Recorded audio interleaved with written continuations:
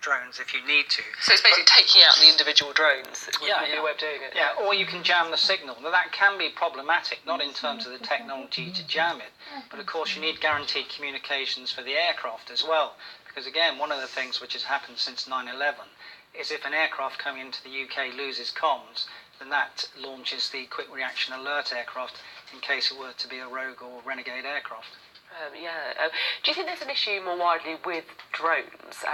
Do you think there needs to be more controls over who can buy them? Because, as you say, we've seen drones landing on the White House. We've also seen drones being used in things like drugs drops in prisons. I mean, is there something specifically around the law on drones that needs to be changed, you think? Well, like all things, policy, the law and legislation are way behind the technology. So, for example, on the drones, the battery life has increased, the range has increased, so you need to catch that up. We're in an age still of analog politics, where we're dealing with a digital age, and we're a strategic cycle behind on these sorts of issues, both to do with the internet, drones, and all those sorts of things. And of course, you can legislate, you can do the law, you can do policy, but these are people who will break the law. But you can mitigate things in technical means, but it would be quite a big thing to do because there are lots of decent users out there who use this for recreational purposes. But then you could probably, I suppose, have a register or track the people who... Yeah, you can, and there are decent companies which do that, and the software can be mitigated in terms of if you fly anywhere near some of these airports, it will just drop out of the sky.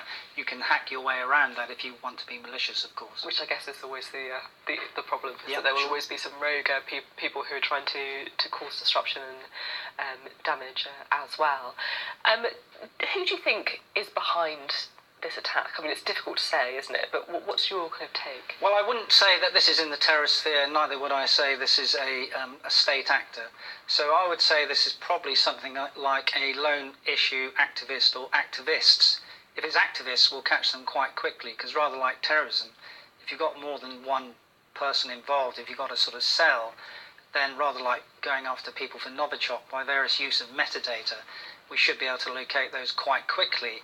But it depends how many resources are applied to that, because if you recall on the Novichok, we used 8 of 11 counter-terrorist units, a huge resource to do that.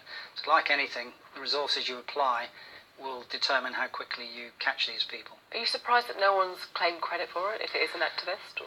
Not really, because if you're going to claim it, then there's probably going to be some audit trail of where you come from and what sort of group you are, because some of the people who are arrested for terrorists, for example, aren't just terrorists, for terrorist offences, are those who are sort of anarchists and people who are animal rights people and things like that. So, you don't want to be caught. So, no, you don't necessarily have to claim it. Makes sense.